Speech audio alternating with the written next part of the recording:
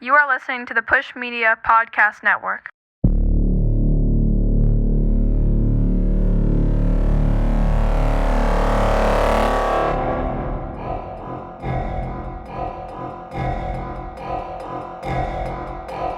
This is good shit.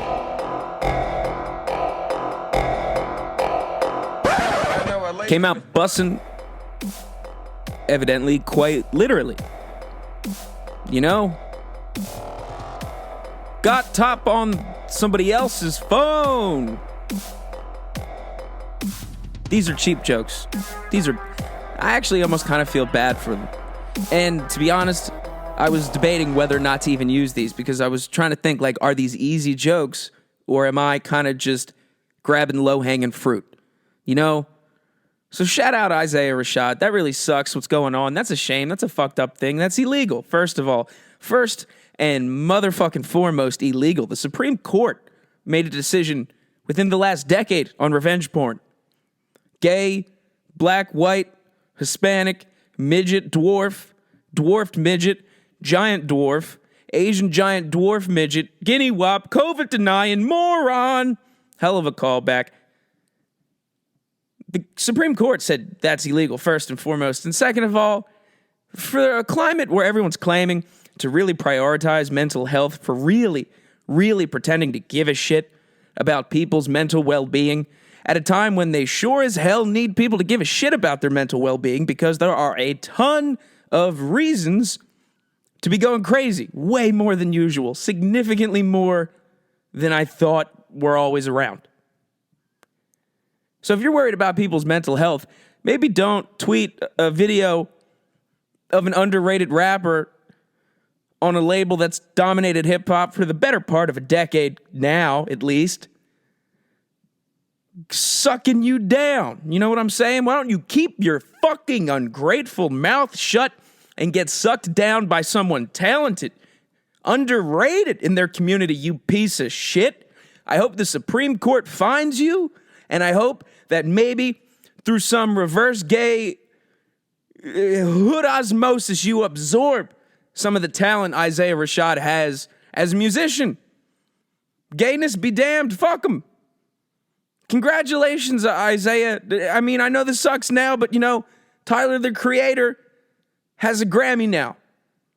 So, in the words of a YouTube video, it gets better. And I think he is proof that just, I think the situation with Isaiah Rashad is just proof that fucking COVID and quarantines have just gone on too long. People are going a little crazy, cabin fever, if you will. People are just locked up, cooped up, running out of ideas. And Isaiah, in interviews, has been very candid about the struggles that, you know, writer's block can create within someone pressured to release the often disappointing sophomore album. So for what seems like pop culture, the majority of people, the mainstream accepted thought right now on Twitter, on politically correct ideology, is we're caring about people's mental health. We're letting Olympians not do interviews because they're bipolar. We're buying a bunch of commercial ad time during NFL and Super Bowls to let everyone know CTE is making us beat our wives and we're going to stop. It's about mental health. It's about awareness. It's about walking 5 kilometers to cure something. So to live in a society that pretends to really give a fuck about mental health, that seems a bit felonious, erroneous on all accounts to see someone tweeting a picture of a talented, underrated rapper sucking you the fuck down. You know what I'm saying? Because if there was ever a reason for someone's mental health to be tipped in a scale that is gonna result in them maybe fucking killing themselves, that would be a reason pretty high on the list. So, how about maybe we actually give a fuck about people's mental health? And also, next time you find yourself getting sucked down by someone talented, you shut your ungrateful, fucking unvaccinated, I'm assuming, mouth. Bitch! What's my favorite word? All right, well, That's the law of the land on that. That's just what it is, what it was, and what it shall be. Alhamdu Allah. Moving on to matters significantly less important, pending World War III thanks to Russia. Vladimir Putin has himself come out bussing on Crimea in the Ukraine, and shit is happening, folks. It is going the fuck down. And it is very easy to hear stories about places far away from where you sit right now, making it legit, and when the pen hits the paper, oh shit. But when you hear stories about places in like the Baltics or the Black Sea, it kind of almost sounds like a fucking fairy tale a little bit. And I get that. I do. Maybe if you want things to be taken more seriously, don't give places such fantastical names like the Caspian Sea. Sounds like a prince in a musical, Prince Caspian, and the Witch of the Black Sea or some shit like that.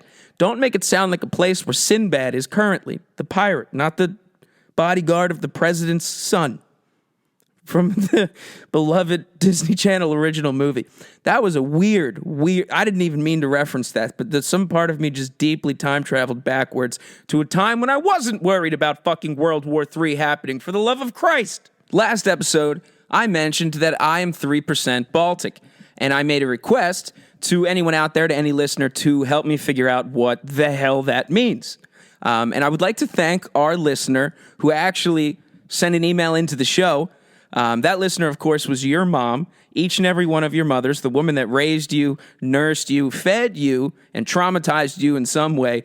The woman that I can't go without, quite frankly. All of your moms is the listener that helped me figure out what Baltic is. And it turns out this 3% Baltic fella happens to be 97% fucking pissed at Russia, okay? Because I'm Baltic, which apparently does mean parts of the Ukraine, maybe, particularly Crimea and regions where there are reports historically based on migration patterns of population and history, I'm assuming. But anyway, guess what, Vladimir? Turns out I know what side I'm on now. How infrequent is that today? So guess what, Kremlin? You're going to have to deal with some strategic misinformation, anti-propaganda propaganda of my motherfucking own. And I know disinformation and online confusion is your new foray into modern warfare. Well, guess what? Guess what? This 3% Baltic bozos entering the game, all right? All right, grandson of someone who works at the Kremlin and convinced the government the best strategy, other than sending amphibious fucking tanks, holy shit, to the Ukraine, is to also create bots on Twitter. Well, guess what? That kid with a laptop in the Kremlin, game fucking time. Okay? All right. Because that's the best I could offer. I could do a little research. I'm sure as hell not going to catch you on the front lines. You're not going to catch me and Kviv just, riling up the troops, giving rousing speeches about this land's nation and people's history. I'm not going to be that guy. But what I can do is ring the fucking bell as loud as I can to all 700 people that follow me on Twitter that Edward Snowden's a fucking spy. I can do that. If you don't believe me, I invite you to just literally just look at Eddie Boy's fucking Twitter. Look at it. Every fucking fourth tweet is literally in Russian. And I don't know about you, but doesn't just seeing the Russian language written make you suspicious? It does to me. If I see Russian fucking written anywhere, I'm looking over my shoulder. I'm checking for my wallet, and I'm headed for the nearest bomb shelter, depending on where I am. So I hope you got your motherfucking winter coats, because it's gonna be Cold War 2.0. Fucking General Patton tried to warn us all about that when he was busy writing his I Can See the Future journal and warning us Russia was actually going to be the goddamn problem. And you know what the American government did? You know what the intelligence community did? The military-industrial complex did with maybe arguably our greatest military mind in history? You know what they did with that little tidbit of information, that fucking ominous warning that Russia was going to be the problem heading into the new century? With that information, they took it, they said, General Patton, thank you, and then they made a car that he was in fucking crash and killed him. Because who's in charge? I don't know. I don't have an answer to that. And I know if you are listening and you do give a shit about any of this, you are kind of hoping I was going to at least give you a theory. I have absolutely no idea. So, to give you a little backstory on the Ukraine. The Ukraine is a area. It is a collection of dirt near a body of water that is probably not where you are. So I know the stakes are already very low. But the Ukraine is a part of Russia, even though it's its own country, at least for now, that was highly important during the USSR, when Russia was the Soviet Union. When Russia was the Soviet Union, it was a little bit bigger. And if you've ever looked at a map and thought, doesn't Russia need to be bigger in size? Good news, it used to be. So the Ukraine and the people from that area, and the Ukraine is on the southwestern tip of Russia. You know, if you were thinking about it in terms of American terms, it would be the California, Cali, Mexico area. It's that. If you don't know what Southwest means, if you know it's anything other than an airline, think of down to the right. You fucking idiots. Because that's how I feel like people need to be addressed sometimes in order to understand the gravity of the situation. Is that pretentious? I don't know. But I just don't want to die or buy a bomb shelter or get drafted, for the love of God. So the Ukraine was an area because it was closest to Europe, I'm guessing, and this may sound racist, but the people there were kind of smart. They were kind of useful. And when the Soviet Union was the Soviet Union, a lot of their greatest minds, the people in government there, the scientists, the people that built weapons, generally people of high intelligence. Again, to put it in American terms, think of people from Cambridge, and then think of people from Jacksonville, Florida. Now, mentally speaking, the most similar analogy in this example, the people in the Ukraine would be Cambridge, and the rest of Russia would be Jacksonville, Florida. So, when the Soviet Union came to an end, the Ukraine ended up becoming its own country, because like any country that has intelligent people, there's also stupid people. And Ukraine itself, the population was kind of divided based on, honestly, nothing more than its proximity to Russia. Depending on how close you were to Russia, half of the Ukraine wanted to, get back in Russia's good graces because they respected a strong, balding man who rides horses shirtless. And then the side closest to Europe in the Ukraine, generally speaking, again, I know I'm broad stroking here, so was Isaiah Rashad. Wee, what a joke. They were favoring, Ukrainian sovereignty, independence, being their own country. And that has been going back and forth for a while. Now, Russia being Russia always assumes Russia's right, because Russia literally can't understand you when you speak a language, anything other than Russian, which is comprehensible. So they still believe that what was once Russian land is still Russian land. And then there's a bunch and a whole host of other issues as why they think, the Ukraine's valuable, because of its proximity to the Black Sea and ports to neighboring seas and other fantastical named places that I'm not actually going to tell you, because I genuinely believe in a lot of news articles when you read the Caspian Sea, Azerbaijan, the Baltics, Balkans, all these words. A lot of times that's just too fucking much geography for Americans. God invented geography. Fuck, I ruined a Mark Twain quote, but he named characters N-word Jim, so we all make mistakes. But Mark Twain once said, God created war so Americans can learn geography. Mark, I say you're using a fake name, your character development can use a tad bit of work, and I think it's quite the opposite.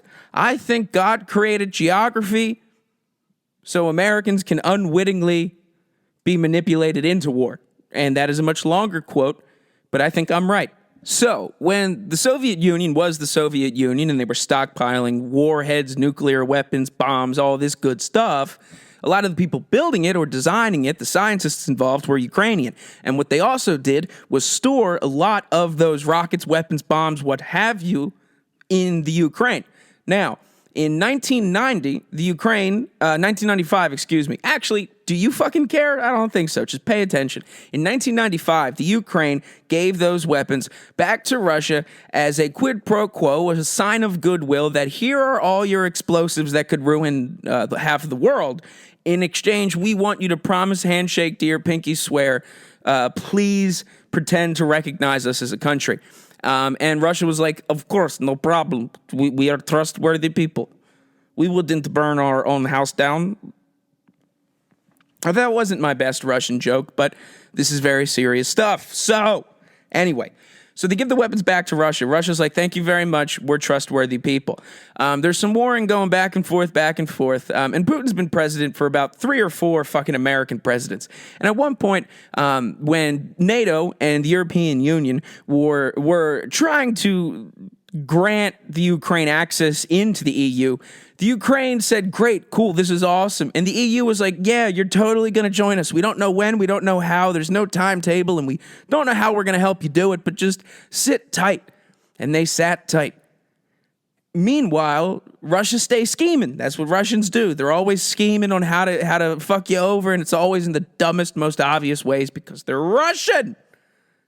So, it's not hard for Russia to influence politicians. All they got to do is kidnap your fucking family and tell you this is what you're going to say now. They play dirty, folks. That's what they do. So in 2014, years of the Ukraine sitting tight, waiting for the UN to give them the password to the party, a president who may or may not have been influenced by Russia, but is currently exiled, and I'm not sure if he's dead or in hiding. Who cares? The point is he's gone. In 2014, Ukrainian President Viktor Yanukovych told the EU, hey, I know it's been taking you years to shit or get off the pot in terms of letting us in, but I have decided, who knows why, that I am going to balk at the EU's offer, and I'm going to go with a little more of a Russian thing, you know? And then the Ukraine lost their fucking shit. The good people were like, hey, no, we don't agree. The democratically elected president of the Ukraine saying, hey, I'm going to side with the other fucking country that wants our land again. They said, hell no. They ran him out of town. And then Russia, being Russia and bigger and just more people, much, much, much dumber people, but just more of them, with tanks that have been defined by our own military as amphibious. Does that scare nobody? An amphibious fucking tank. A go-go gadget Russian tank weapon of death. They sent them to the Ukraine, and they've kind of been there ever since. And then they annexed Crimea. And the EU officially doesn't recognize the annexation as legal, but what the fuck is a legal annexation? I ask you that. Is there any collection of countries that just sits at their round table and just says, yes, Russia moves their knight to the rook of R5. Annexation deemed legal. I don't know why, whenever I think about a fake group of powerful people, I always use the voice of like a jester from the Middle Ages with news, like a hear ye voice. It's what comes into my mind when I do that. So I don't know what a legal or a not legal annexation is because countries decide to invade other countries. What the fuck is legal about that? And in fact, I would actually argue it's impossible for it to be legal or not because that would imply that there is a conglomerate of other countries with laws that enough people agree to follow, therefore making an annexation illegal or legal, which kind of would then tear apart the idea of the countries that have all agreed for this hypothetical law of being independent countries because they're all agreeing to follow multinational laws. This gets confusing as fuck the more you think about it, but the point is Vladdy Boy's coming through on a horse shirtless telling the people of Crimea to Crimea River because the Ukraine's mine. And this 3% Baltic boy ain't fucking with it. But the good news is America couldn't be in a better position on a global scale in the event that we actually had to be involved in an active conflict because we have Joe Biden. You fucking moron fuck. This is not good at all. And also, I would like to take this moment to remind people, do you remember when Trump was president and some people thought literally he was a Russian spy?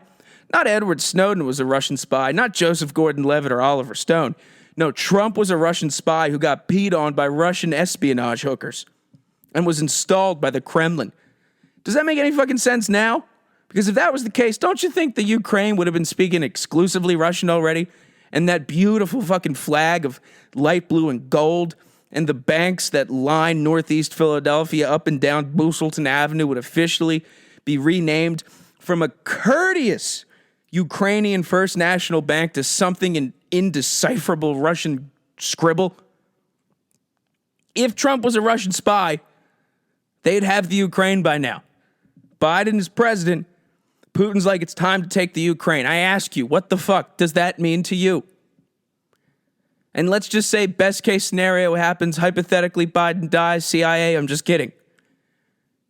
Great news, Kamala Harris, who cannot make it through a fucking interview with Charlemagne the God would be the acting commander-in-chief against Vladimir Putin, who is also a president, but a president who has remained president of Russia for at least like 4 American presidents. So I don't like our odds there. And again, Russia ain't too unfriendly with China. And for anyone who pretends to follow politics and isn't left-wing, everyone thinks China is the enemy. And I agree, and I have thought that for most of my life. But again, General George Patton, who was probably the greatest military mind that the American military has ever fucking had access to, tried to warn us all at the end of World War II, which followed a fucking Cold War, Russia will be the problem. They said, thank you, you're wrong, and killed him.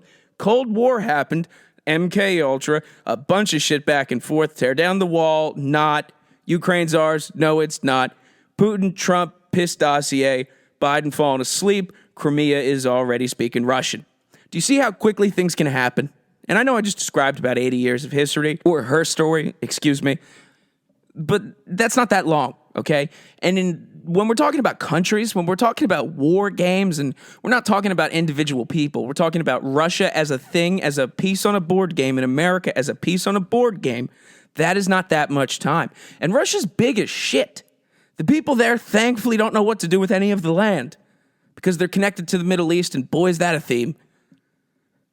But they're always going to keep trying to get bigger. And if we're thinking in terms of the global board game that is war, you do not want Russia getting the Ukraine, because the Ukraine, and you know, our side doesn't want Russia getting the Ukraine, you would think, for a couple of reasons. Because the Ukraine is a border of Russia that also borders Europe. So NATO, think of that as America's team. NATO is, you know, the North American Treaty Organization. It's basically the Western world and America and Canada. Hopefully not for much longer, you ungrateful pieces of shit. You have lost your mind with your little twink president. But anyway, you black-faced twink president, you Canadian black-faced twink. That's Justin Trudeau. You Canadian black-faced twink. There it is. Ooh-ah. Ooh, that was my Al Pacino, too, for no reason. So anyway, NATO is our side. Now, we don't want Russia to get the Ukraine because that is now Russian land. That is Russian influence, which is distinctly not part of the Western world. That is Eurasian. You know what I'm saying? That's just generally not our side of the globe for all intents and purposes. You don't want that border to inch closer to the Western world. We'd like to avoid a war in Europe. But European history has told us that is unavoidable. Anyway, Russia does not want the Ukraine to remain its own country, not because they're like, fuck your flag, it's much nicer than ours and your people are significantly smarter, but because if the Ukraine were to remain its own country, it would be granted admission into the EU, which would grant it all the protections that come with that and being friendly with NATO and, you know, that. So this small little part of the globe with fantastical named places and towns like the Black Sea and Kyiv and all that good shit. Apparently, some of it is Balkan, and I'm 3% Baltic. Thanks to your mom telling me what that means, I now know it's fuck Russia. On sight, okay?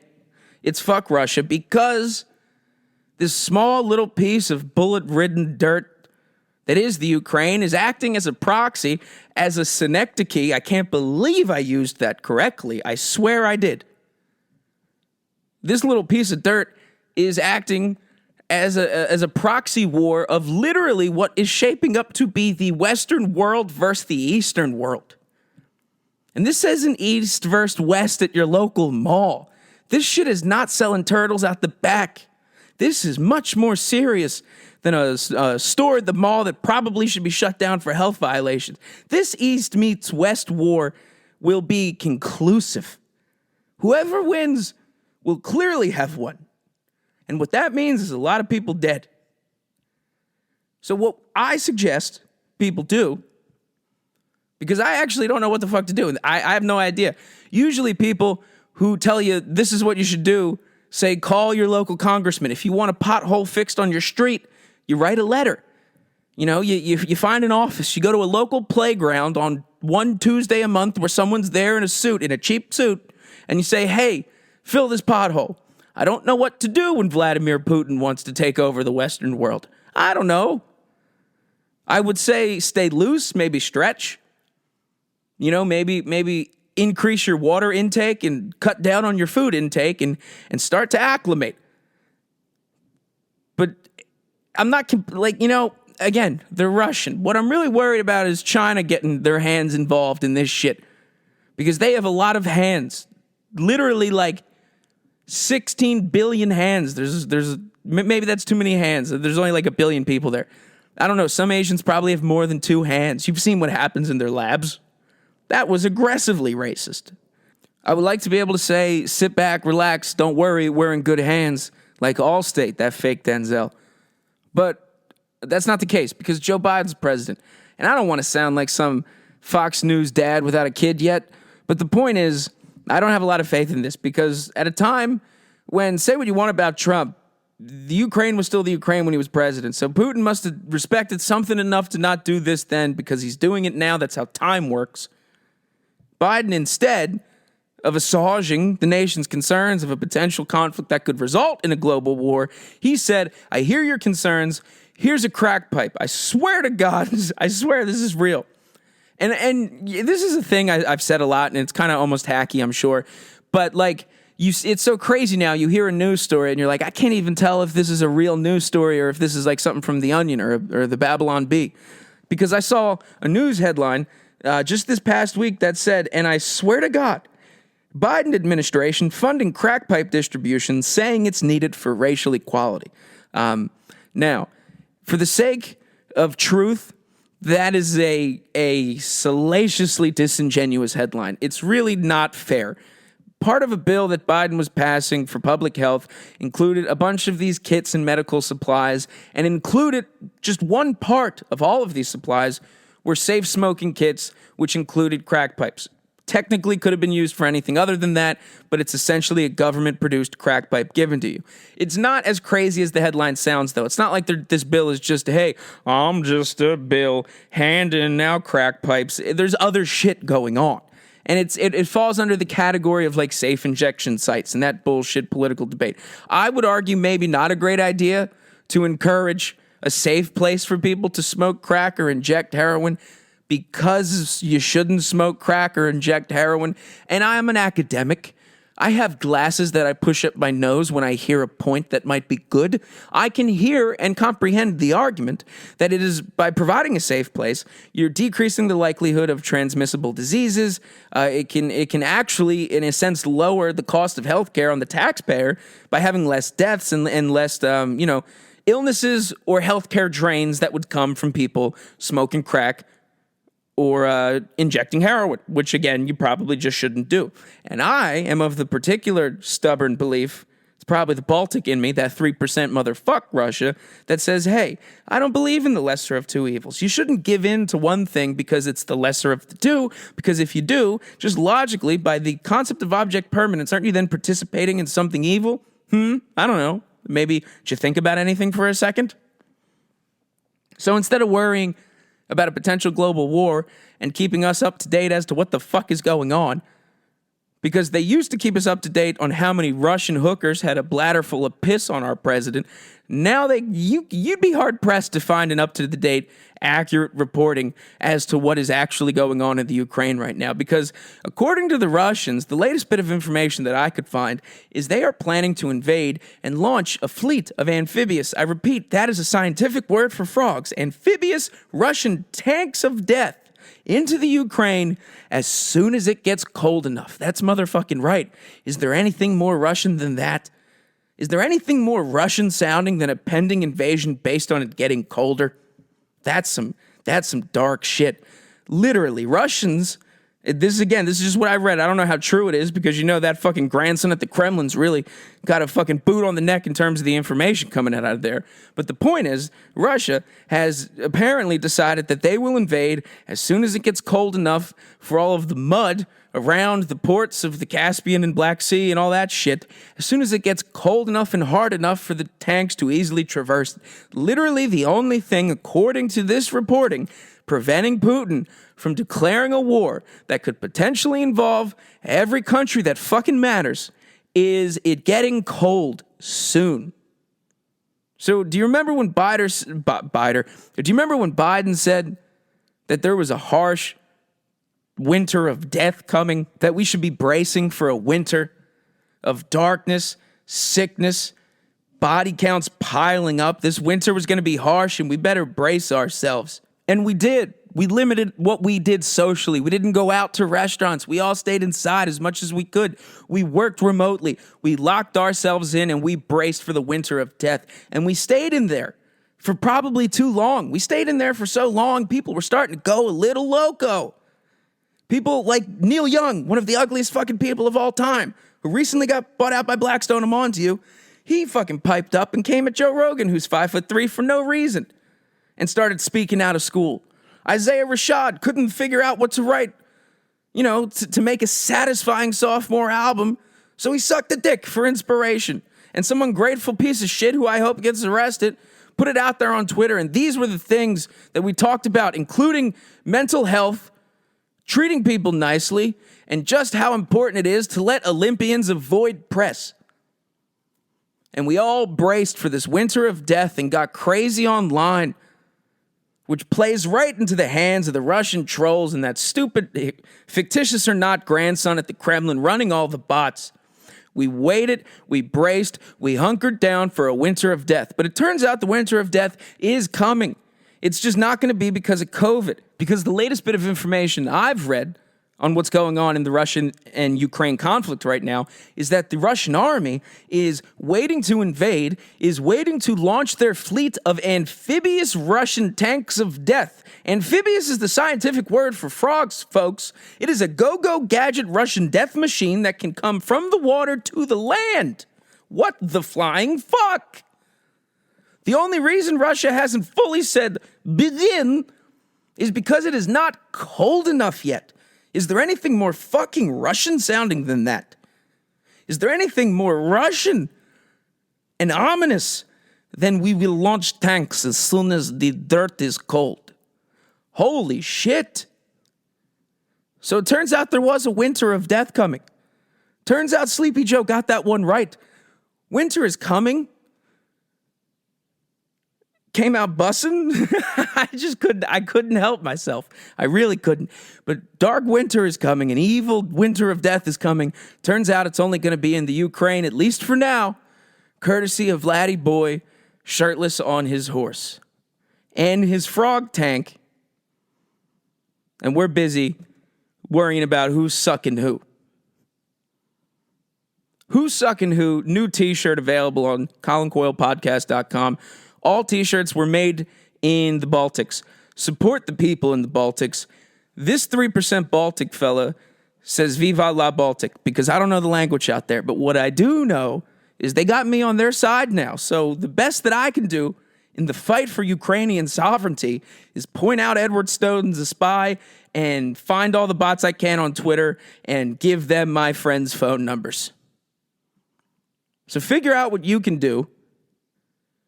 And, I don't know, if you see Russian written anywhere, report it. Viva la Baltic.